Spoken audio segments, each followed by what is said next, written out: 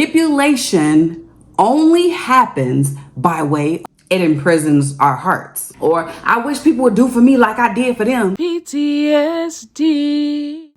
Hey y'all, Fun Coach Tamika here. Today we're gonna identify a huge sneaky emotional villain that's ruining your relationships, how to kick it to the curb, and how to stop suffering because of it. Stick around to the end and I'll share how to cultivate safe spaces so you heal faster. Okay, so there's something that's so sneaky, something that sneaks into our lives like a ninja in the night. I know I'm being dramatic, but for real, this emotional villain really creeps upon us. And if we don't take a hold of it, it ruins our lives and the lives of those closest to us. That villain is pride, y'all. So let's talk about what pride is. Pride is not being proud of like your accomplishments and standing up for yourself. Pride is result of a heart wound because it's a way of thinking and being that produces a less awesome version of ourselves. I don't know what fool said what you don't know won't hurt you, but that is not true. In Hosea 4:6 says, "My people are destroyed for lack of knowledge," which leads me to my first question and point. How do we recognize this emotional villain? So God is very adamant about pride. Pride, in my opinion, is like a manipulative form of confidence. It's not really confidence, but if people are saying that they're confident, they're really not. It's manipulation. And the reason why God doesn't want us to be prideful is because when we actively engage in pride, it opens the door for us to be easily manipulated. Don't believe me? Okay, I'm gonna prove it to you. Think about the last time somebody manipulated you. Think about it. You got it in your brain? All right, cool. Now, what was it that person said and or did that stroked your ego? Because yes, manipulative people stroke your ego. Manipulation only happens by way of charm.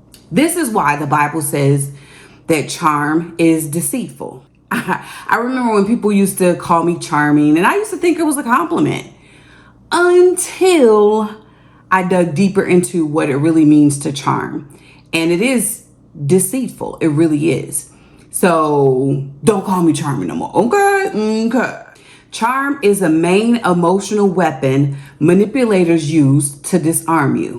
So let's break down 3 sneaky ways that pride shows up in our lives. The know-it-all syndrome. When you know it all, can't nobody tell you nothing. This is the reason why God despises pride. I'm currently rereading this book.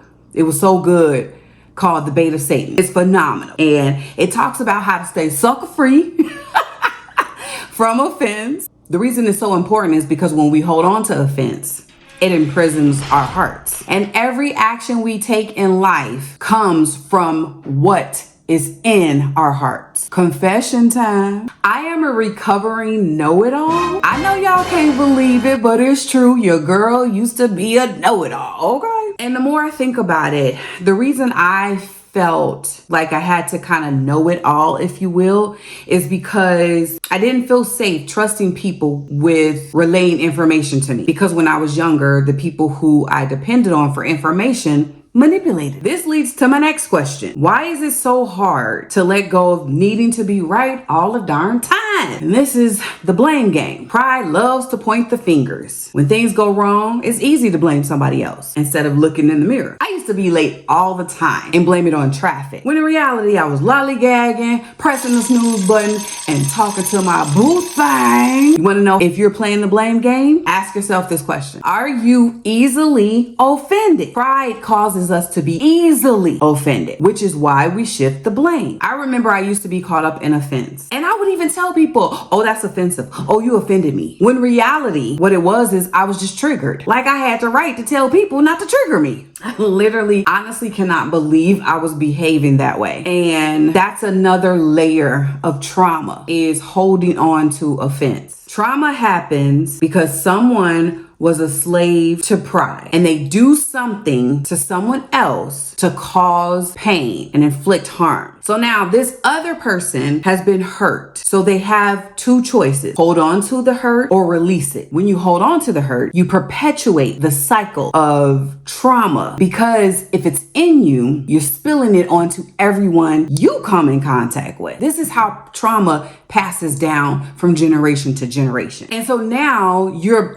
also a perpetual victim. Nothing is ever your fault, and the blame game is the name of the story. Which leads me to my final question and point. How do I break this cycle? It becomes harder because of the final point that I'm about to make, which is the can't ask for help trap. Oh, pride makes us think that we have to do everything ourselves because we feel weak if we ask for help. Like the time you tried to build that IKEA furniture and you said you ain't need them instructions and ended up with a wobbly chair. Or stop me if you heard this one: I ain't gonna find another me. Or people ain't got the same heart as me. Or I wish people would do for me like I did for them. That is pride. Because how dare you think that you're the only person in the world that treats people kind? But you are correct in that you're not gonna find another you. And you are correct, the people in your circle won't do for you the way you do for them. Why? Because you're attracting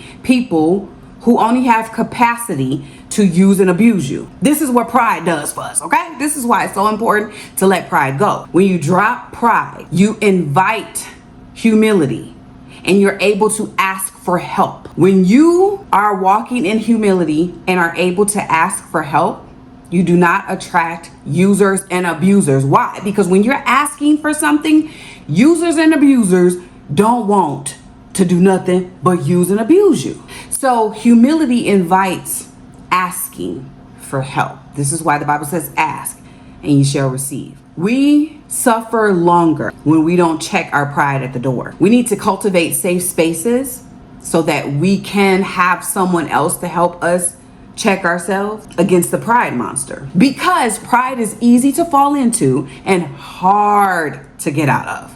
Because clearly these three reasons, right?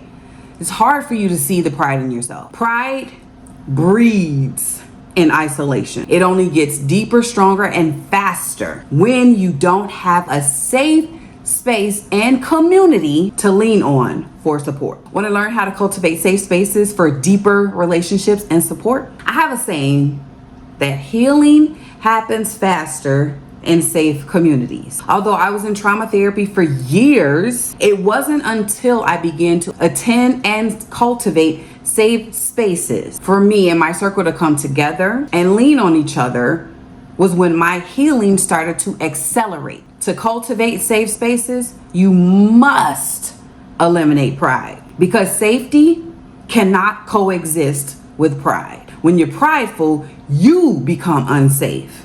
So safe people will not want to be in close proximity to you. Proverbs 27:17 says, iron sharpeneth iron.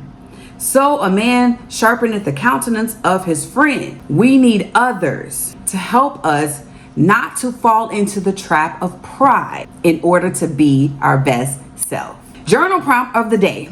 Reflect on a time when you felt prideful. What happened and how did you feel? In the next video, we'll identify the difference between pride and confidence. But for now, if you'd like to attend a free Safe Spaces virtual event, be sure to click the link in the description. Like, share, and subscribe to receive notifications for my next video. Hope this was helpful, and I'll see you next video.